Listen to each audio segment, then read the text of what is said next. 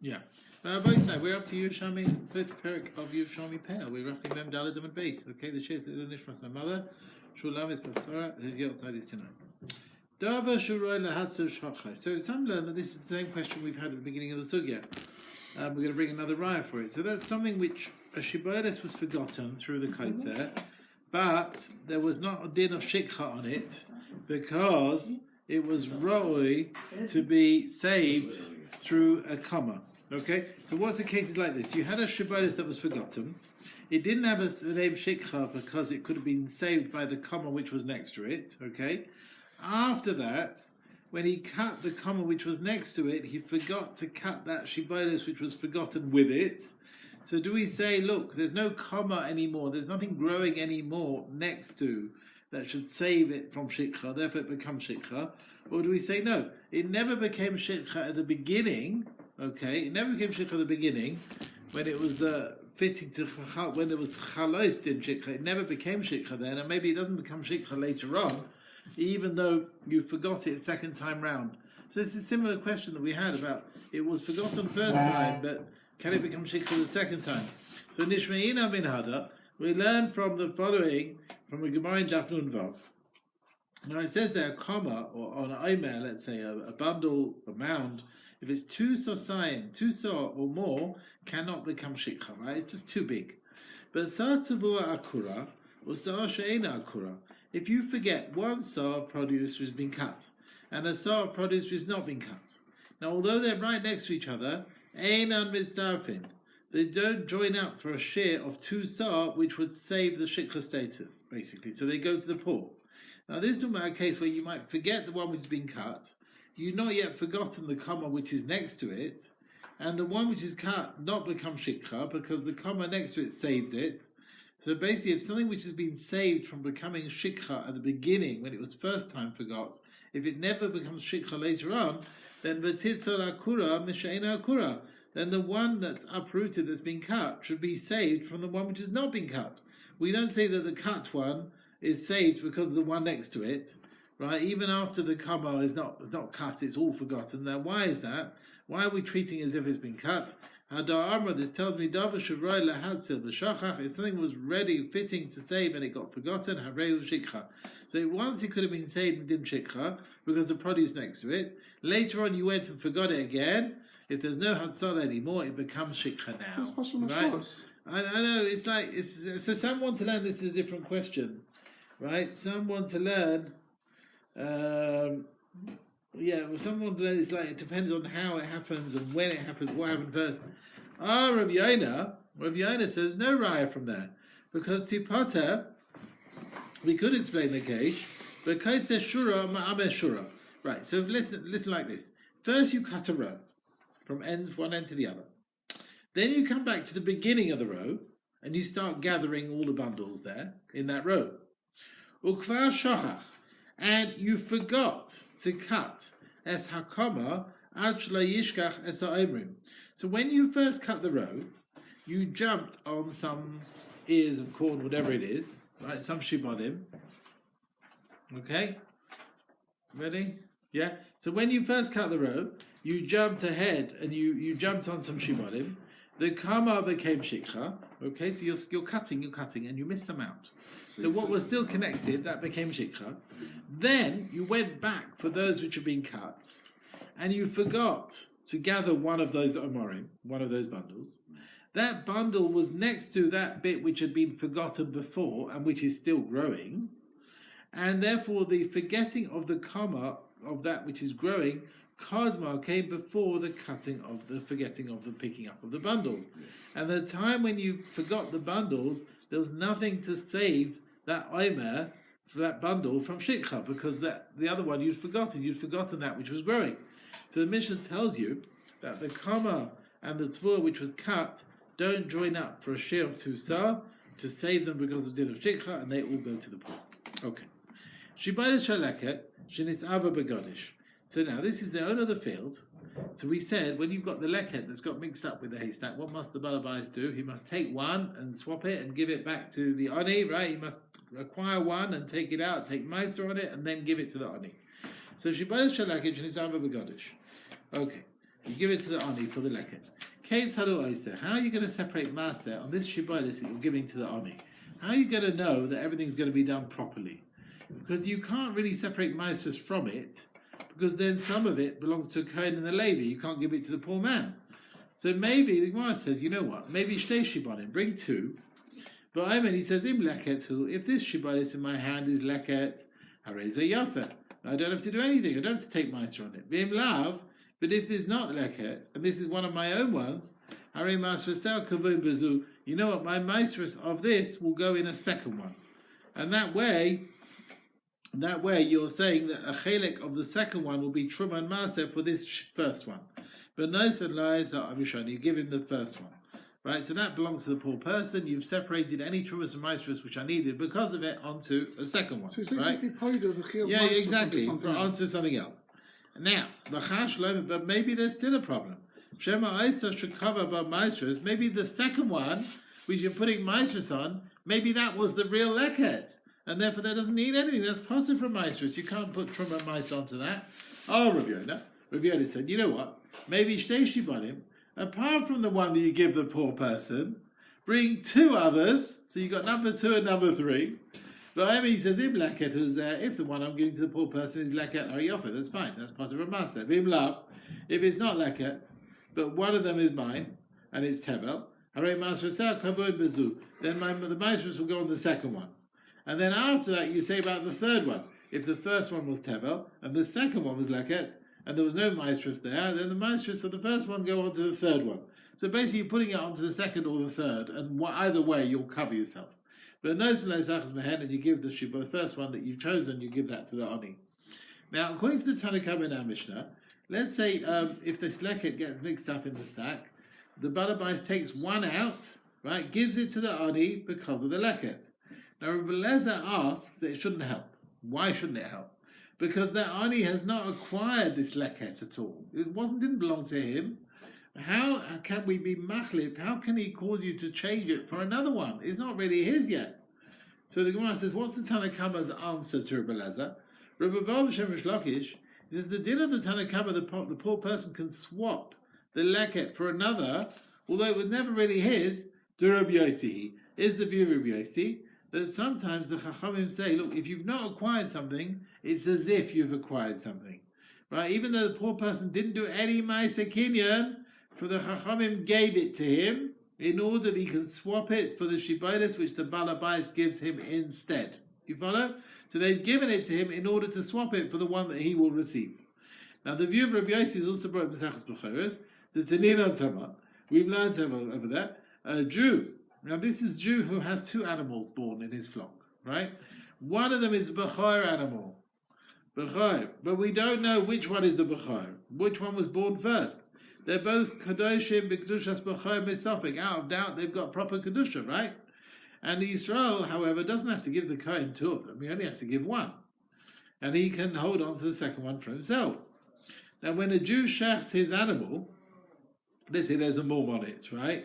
So then you're allowed to shecht it. But to the Machagis Tanaim, do you give the Cohen the matanas, like every chulin animal? Or maybe it's part of from matanas because this was a suffix b'chayr. This might be b'chayr. Maybe you shouldn't have to give the 3 matanas. So according to the Tanakhama, the Jew has to give the Cohen the matanas. But Rabbi Yossi patted him from giving the matanas to the Cohen. So Rabbi Yossi said, Kol shechalifa b'yan Cohen patim the matanas. When the Cohen receives this animal, as because of the suffix b'chayr that we have, then the animal in the Yisrael's hands, is patur from matanas. You don't have to give Zorah l'chaim b'keva.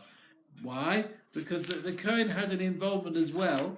So he says here, in our case, if the Cohen received from the Yisrael one of the 2 animals which have this doubt, because of the second one which remains with the Yisrael, the Cohen's got an involvement, and therefore the Yisrael's animal is also patur from matanas. Zorah l'chaim b'keva. Reb Meir obligates the Baal Behema to give the matanas to the Cohen. Now, according to Rabbi Yossi, the Chachamim said, Eina zoicha kezoicha.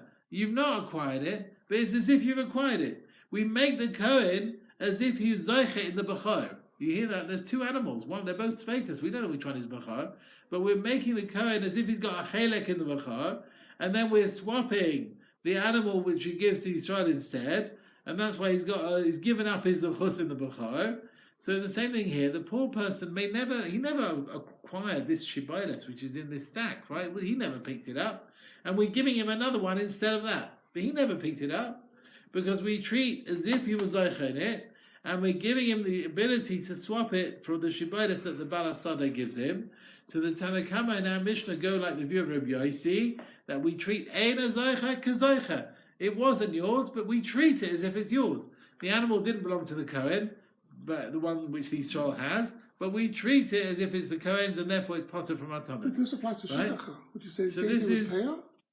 this we're saying about leket at the moment. Eina zeicha, he's not. Yeah, I don't know about Peah.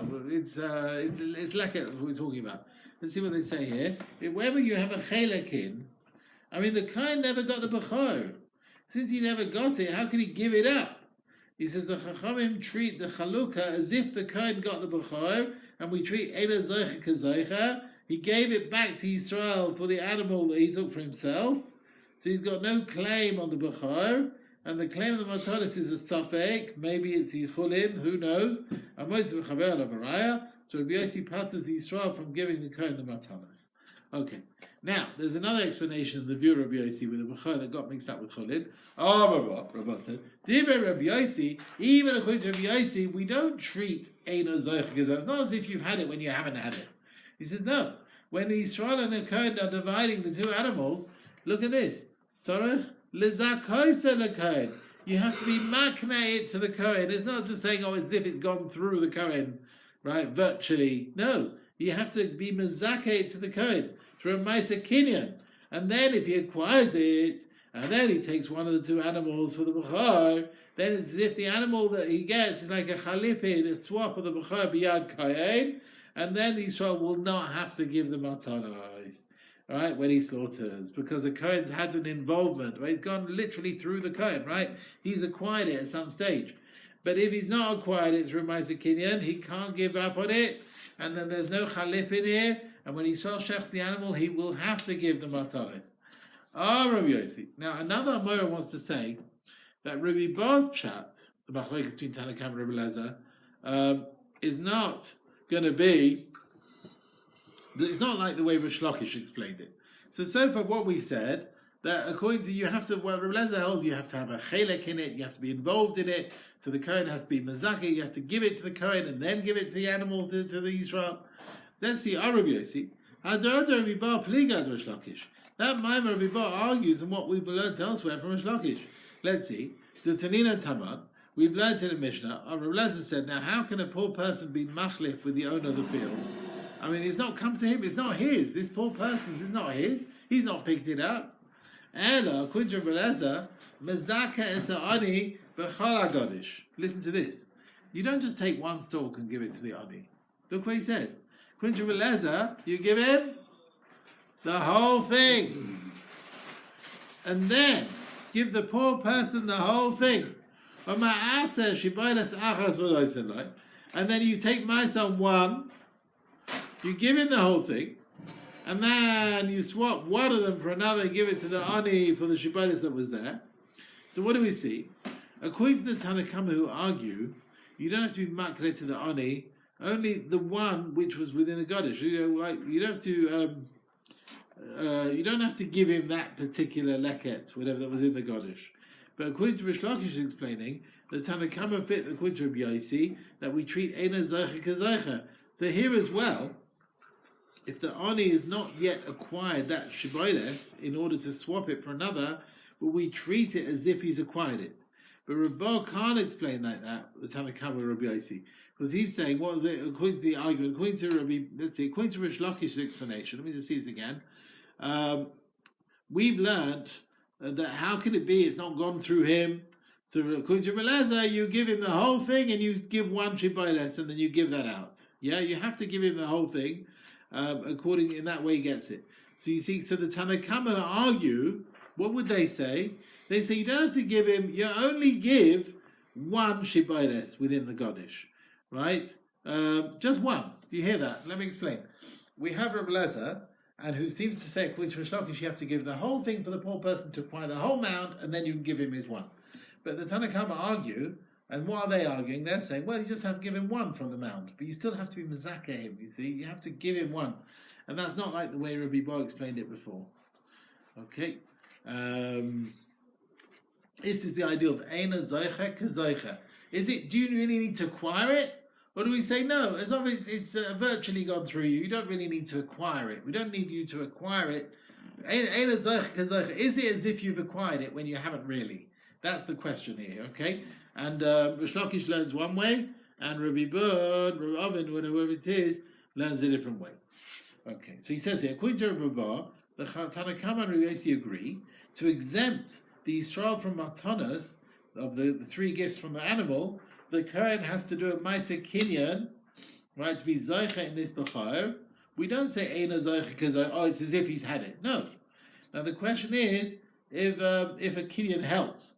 Rabbi Yossi holds, since the Cohen is Zoicha in the Bechor, wherever it is, kinyan helps, even though we don't know what animal it is. The Tanna Kama holds, kinyan doesn't help, and we don't actually go through the reasoning of the Tanna Kama. Okay. Rabbi Ba said, Divrei Rabbi Yossi, if the case of the two animals, right, where one is Bechor, according to Rabbi Yossi, the Yisrael has to be makne, the Bechor, first to a Cohen through a Masechet kinyan, and after that to do chalipin, to swap the Bechor with chulin. So according to the way Rabbi Ba answered, Rabbi Yossi doesn't hold the Chachamim treat Eina Zoicha Zoicha. No, you have to actually be makne. So we don't say, it's as if you've not been makne, it's as if you have. No, you have to be makne. However, less heed Rabbi Yossi. That tells me this Tanna Kama is not like Rabbi Yossi with Bechor, because the Tanna Kama holds in our Mishnah, when Shibodes gets mixed up, we treat it Eina Zoicha Kazoicha. He doesn't really need to acquire it, but it's as if he's acquired it. But now we're saying this Cohen has to actually acquire it, right? This animal, to have an exemption of these three gifts, the Cohen has to acquire it. Rabbi Yossi, however, doesn't hold that with Bechor. So Rabbi Ba is arguing on Rish Lakish, who wanted to equate the Tanna Kama with the view of Rabbi Yossi. Now Ramana then pushes away the Tanna Rabbi Yossi Bazvida, that according to Rabbi Ba, the Tanna Kama can't fit in with the Tanna Rabbi Yossi. It could be we're going to change the approach.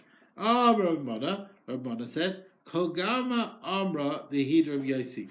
The whole essence of this Mishnah tells you that the Tanna Kama, don't tell me they argue on Rabbi Yossi, they actually are Rabbi Yossi, which is the way Rabbi Ba explained it. Right? Now, what Rabbi Yosef Azvida said, he said, according to the Tanna Kama, right, you don't need a kinyan. What he said, you don't need a kinyan. It's not straight, it's not exactly right. He says, Rabbi Lezer, now we have an argument, Rabbi Lezer and the Tanna Kama, right? Rabbi Lezer said, you have to give the Cohen the whole thing, right? And we said, according to the Tanna Kama, maybe the Cohen doesn't have to be involved with the animals, whatever, there's a patur of three gifts, whatever happens. And also dogish as well. This dogish, the straw here, whatever it is, the crop, right? The shiboles. Do you have to be makne to the Levi, to the Ani? What's happening? So he says like this. Rabbi Lezer argues on the Tanna Kama. Rabbi Lezer stresses, you have to give the Ani the whole godish. That's what he said. He's owed one. Give him the whole thing so that you can get one out to give to him. But he has to own the whole thing, right? And we wanted to say that according to the Tanna Kama, the Balasada has to be makne the Ani at least one, maybe not the whole thing, but at least one, before you can start swapping it. So it could be, the argument between them is as follows. So don't tell the Tanna Kama, don't say they don't need the Ani to acquire anything. No. He says, Tanna Kama Savra Mema, the Tanna Kama holds, Eina Mezakeh Sa'ani B'chal HaKadosh. He says, you know what the Tanna Kama holds? This whole Gadish, you don't have to give the poor person the whole thing. Ela Shibodes Achas. Just one stall. That's all you have to give to. Right? And then you can swap it over and give him the other one. Tanaya Achraya Savra Mema, but Rabbi Lezer holds that in order to swap them over, it's not enough to give him just one, but Mezakeh Sa'ani B'chal HaKadosh. You have to give the Ani the whole thing. So what we thought before, we wanted to say, could be the Tanna Kama hold, you don't have to give the Ani anything, and Rabbi Lezer holds, you give him the whole thing. Now we're saying, no. Tanna Kama also hold, you have to give him something, but not the whole thing. Just one is enough, right? So this way, Rebbe Lezer was the one who said he has to acquire the whole Godish, right? But according to everyone, let's say, if you got nothing, the Oni, maybe you can't start swapping it for another one. So it could be, even according to the Tanakhama, they're like Rabbi Yossi with Bachar. The Cohen has to have an involvement with these animals, the way Rabbi Bo explained. The Cohen has to have a Bachar before you take it away and give it to the Israel, right? In order that the swap will be a valid swap. So just like we're saying here, even according to the Tanakhama, you have to be makne at least one piece for this Oni, and then you swap it and give him another one. But you have to at least give him one. Now, Ramona finishes with the view of the Tanakhama Rebbe Lezer.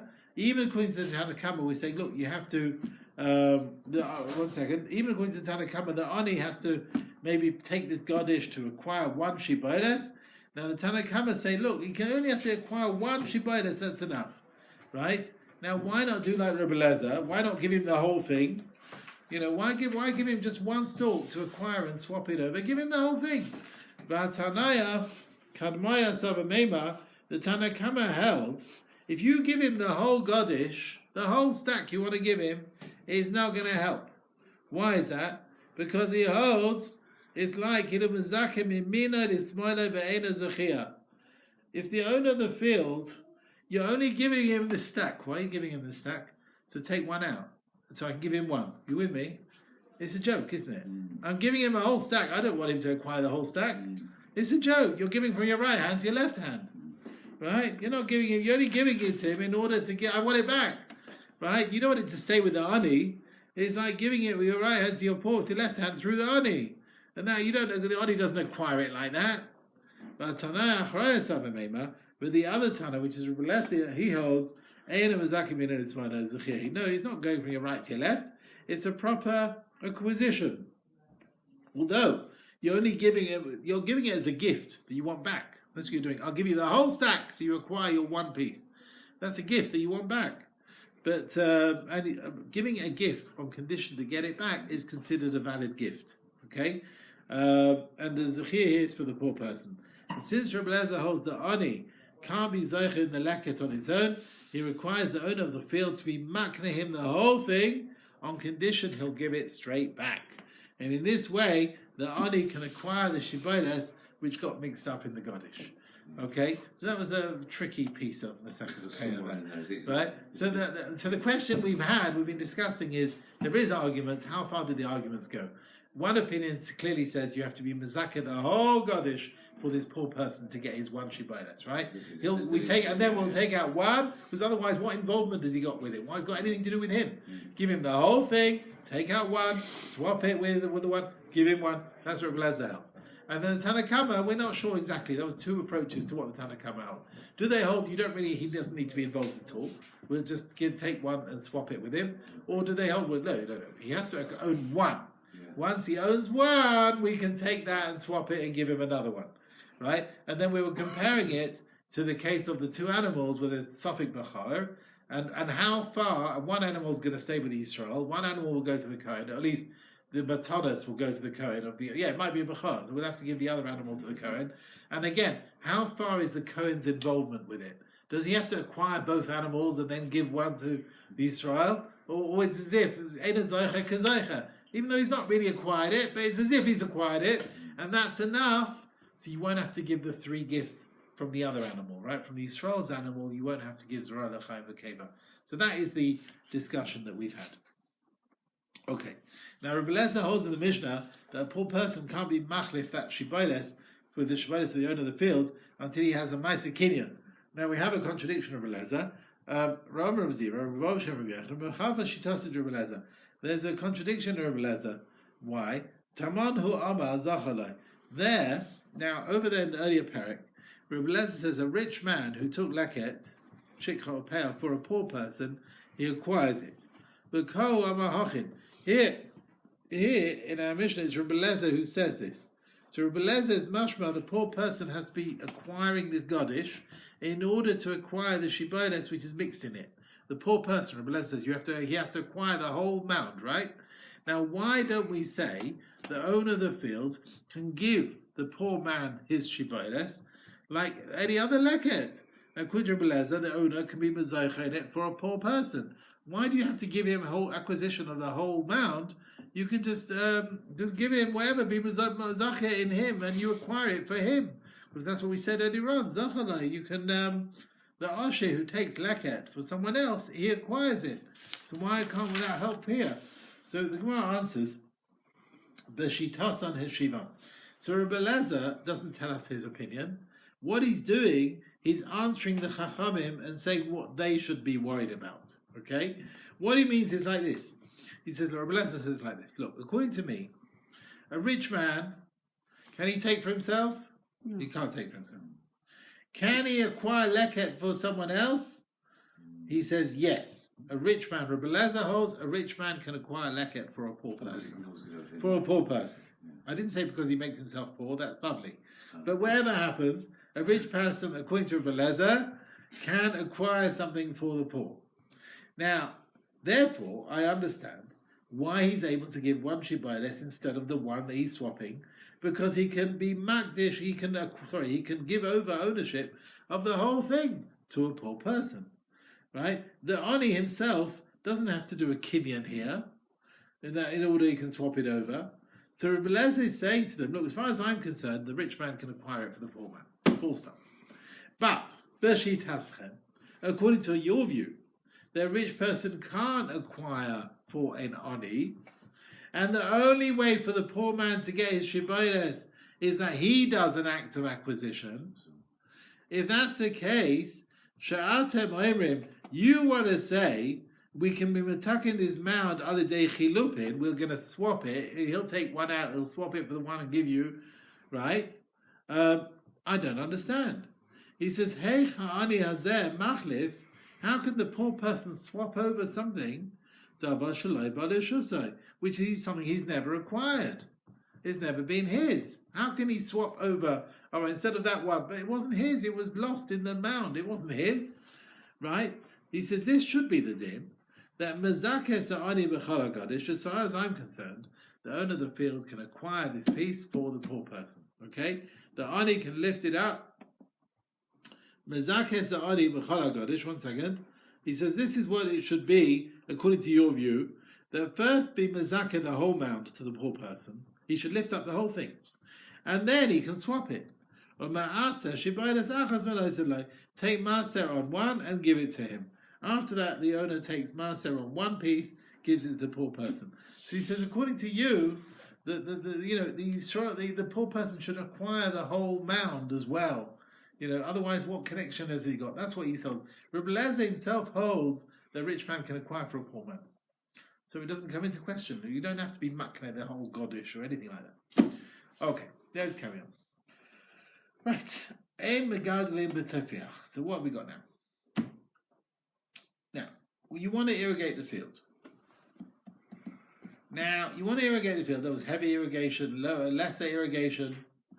Now, if you start making it really wet before the poor people come, then I'm afraid by the time they get there, the owner wants to soften his field.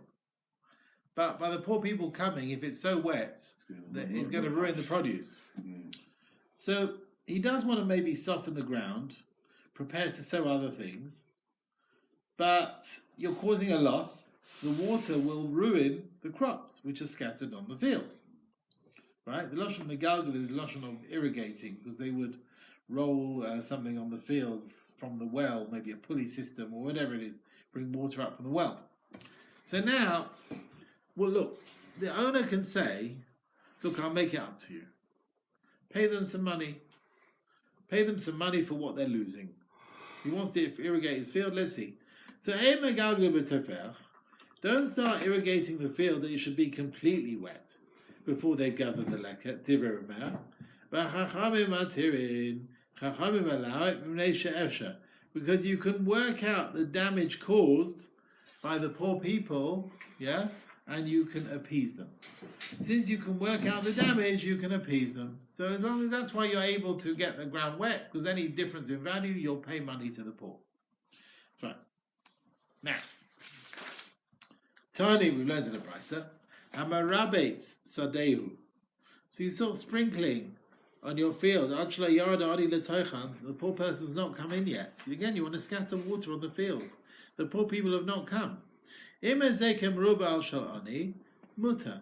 the damage caused to the owner of the field from delaying the irrigation is greater than the damage caused to the crop for the poor people, right? So which damage is more? His ground not being watered, or the crops which the poor people are going to eat will have less value? So which one is worse? Where is there more damage? So if the damage is more, is that greater than what would be causing to the poor, he's allowed to irrigate his field. If the damage to the poor is more, then also, then he can't irrigate his field. Rabbi Yehuda said, whether the damage caused is greater than the pain, the damage to the poor, he's not allowed to irrigate his field. If there's leket there, he has to gather in the leket, put them on the fence, and then the poor person can come and take it. So he said, you've got to pick up the leket. You can't start irrigating the field.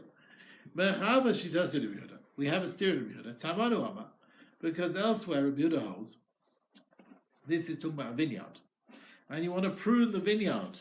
You've got extra vines which you want to prune to improve the vines for next year. So we've learned, Kashem shuhu meidel b'shalai, just like you can prune the vines in your own, kachu meidel b'shalanim.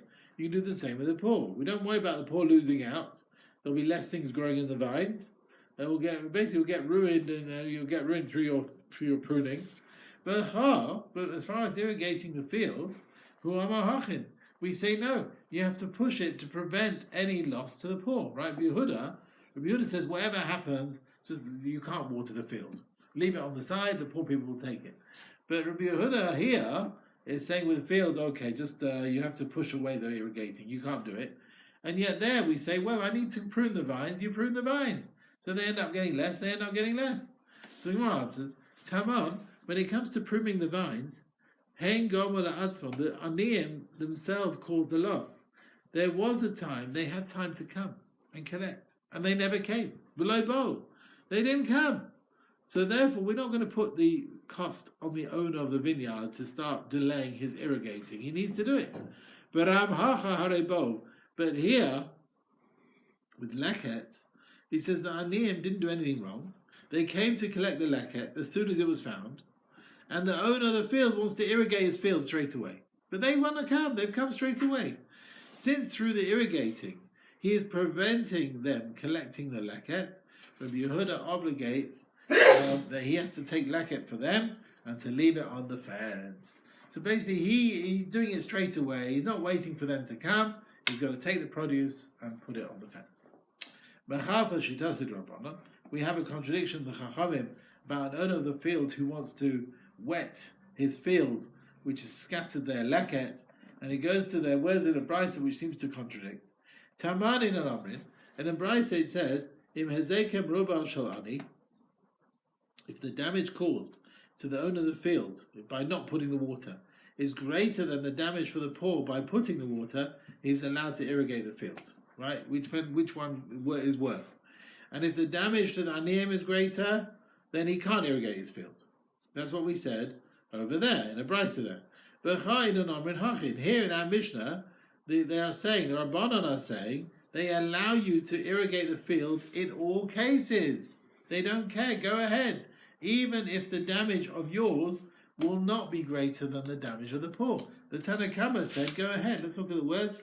Chachamim Matirin, because you'll work out the damage, whatever it is. Just go ahead. So again, we have a contradiction in the view of the Chachamim. So the Gemara answers, Tamam. Now he says there, Efsha. We're talking about a case where you can't obligate the balabais or the aniyim any money. We can't work out how much the damage is. Therefore, the Chachamim said, whoever's damage is more, right? Okay, that's good enough. What does he say here? We can't really obligate. We can't obligate the balabais or the ani to pay anything. So they said, right, okay, whoever's is worse. But here, we're talking about a case where you can make payments for damage caused. So the Chachamim Paskad, the owner of the field is allowed to irrigate the field, providing he appeases them for any monetary loss. You understand? He has to pay them for any monetary loss, and that's what he has to do. Okay. But Rameh said, "Ein megalgalin." You can't start irrigating the field, a big irrigating, before the aniyim take the leket. And what he means is that you look at the loss that will be caused by pushing away the irrigating, and he can take the hefsed from the aniyim. He has to pay back from the poor, right? He has to. 1 second. Rameh is the one who says, right, you can't irrigate. They let them take their leket, and we look at the loss caused to the owner of the field. Okay, he lost out. He can get some money from the poor. But Rabban and Amrin Megalgalin, the Chachamim said, no, irrigate the field. Go ahead. Right? V'shamin la'aniyim behefsedan. And we look at the loss caused to the aniyim as a result of it. He has to pay the poor for any loss that they have. And which poor people does he pay to? Right? The poor people who lost out, who does he pay? The poor people in that town. That's who he pays. Now, had he not told us this, what would we have said? Is it not obvious that you should pay the poor people in the town and not other people? He says the din of Rabbi Yoina was needed to tell me the payments to the aniyim is me'ikar din, not because of chasidus, and therefore you have to pay for the aniyim of that town. Right? It's the midas chasidus. Me'ikar din, we're saying. It's me'ikar din. It's not midas chasidus. And when you're paying the aniyim, you have to pay on that town. Okay, Rabbi, so we're going to stop here today. I'm going to catch a ride. Thank you for